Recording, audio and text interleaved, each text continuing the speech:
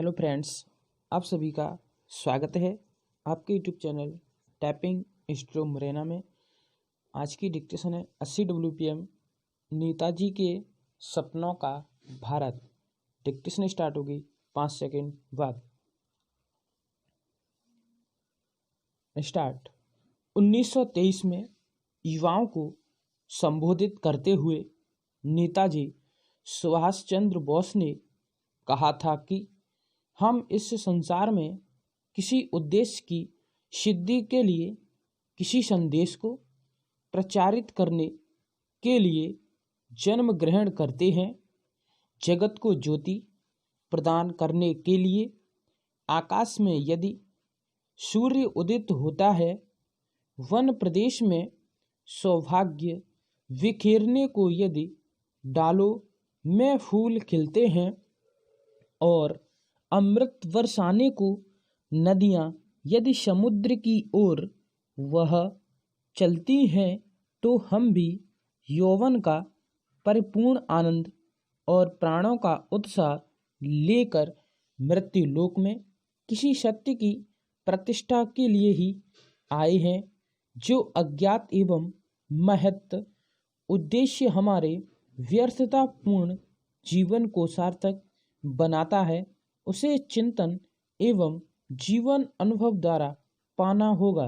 सभी को आनंद का आस्वाद कराने के लिए हम यौवन के पूर्ण ज्वार में तैरते आए हैं, कारण हम आनंद स्वरूप हैं। आनंदमय मूर्ति विग्रह के रूप में इस मत्स्य में हम विचरण करेंगे। अपने आनंद में हम हंसेंगे, साथ ही जगत को भी मत वाला बनाएंगे। जिधर हम विचरेंगे उधर निरानंद का अंधकार लज्जा से दूर हट जाएगा। हमारे स्फूर्त स्पर्श के प्रभाव मात्र से लोग शोक ताप दूर होंगे। इस कष्टमय पीड़ापूर्ण नरक धाम में हम आनंद सागर के ज्वार को खींच लाएंगे। हम ही देश देश के मुक्ति इतिहास की रचना करते हैं। हम यहाँ शांति का गंगा जल बिखरने छिड़कने नहीं आते, हम आते हैं द्वंद्व उत्पन्न करने, संग्राम का आवाज देने, प्रलय की सूचना देने। जहाँ बंधन है, जहाँ जड़ता है, जहाँ कुसंस्कार है, जहाँ संकीर्णता है, वहीं हमारा प्रहार होता है। हमारा एकमात्र काम है मुक्ति मार्ग को हर क्षण कष्ट को शून्य बनाए रखना, जिससे उस पथ पर मुक्ति सेनाएं अबाधित आवागमन कर सकें। मानव जीवन हमारे लिए एक अखंड सत्य है, अतः जो स्वाधीनता हम चाहते हैं, उस स्वाधीनता के बिना जीवन धारण करना ही एक विडंबना है। जिस स्वाधीनता को पाने के लिए युग युगों से हम खून बहाते आए हैं, वह स्वाधीनता हमारे लिए सर्वोपरि है। जीवन के सभी क्षेत्रों में, सभी दिशाओं में हम मुक्ति संदेश प्रचारित करने को जन्मे हैं। चाहे समाज नीति हो, चाहे अर्थनीति हो, चाहे राष्ट्र नीति या धर्म नीति के सभी क्षेत्रों में हम सत्य का प्रकाश, आनंद का उच्छ्वाद और उदारता का मौलिक अधिकार लेकर आते हैं। फेरा स्टार्ट। आज़ाद भारत को लेकर जो सपने नेताजी सुभाष चंद्र ने देखे, वे वह उन द्वारा समय समय पर प्रकट विचारों से स्पष्ट होते हैं। भारतीय गणराज्य को समस्त राष्ट्र की एकता के लिए हर संभव प्रयत्न करने पड़ेंगे और उसे इस उद्देश्य की पूर्ति के लिए प्रचार पत्र, पत्रिकाएं, रेडियो, सिनेमा और नाटक यदि साधनों का उपयोग करना पड़ेगा। राष्ट्र विरोधी और विभेदक तत्वों तथा देश में रहे सहे ब्रिटिश जासूसों का दृढ़ता के साथ दमन करना पड़ेगा। इस कार्य के लिए समुचित पुलिस दल का संगठन करना पड़ेगा और कानून में संशोधन करना पड़ेगा, जिससे राष्ट्र की एकता के विरोधी अपराधों के लिए कठोर दंड दिया जा सके।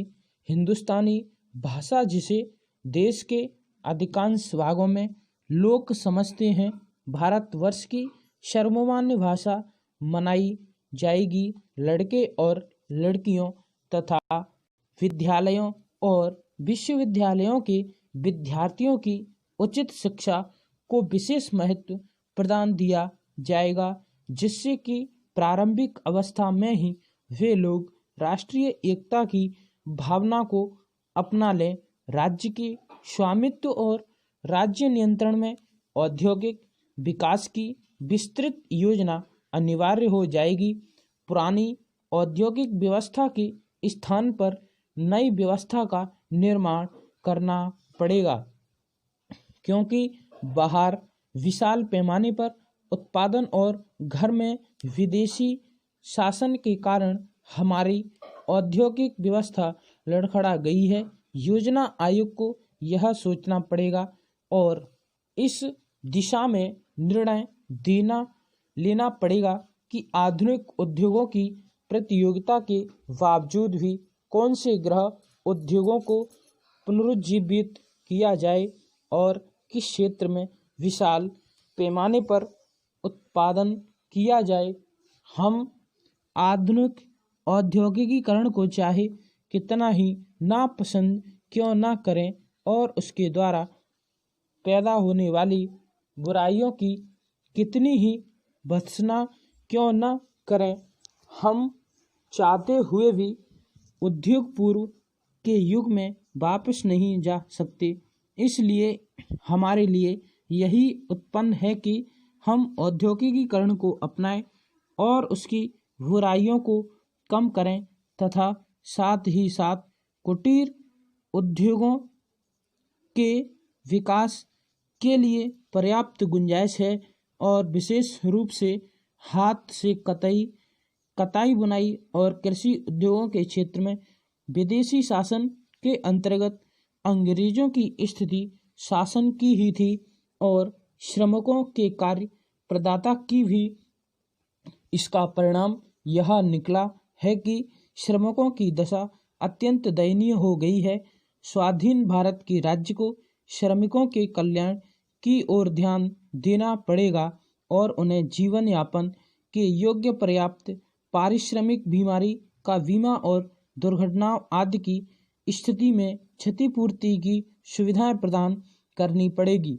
पुनर्निर्माण के संबंध में हमारी प्रमुख समस्या रहेगी कि हम अपने देश से गरीबी का उन्मूलन किस प्रकार करें।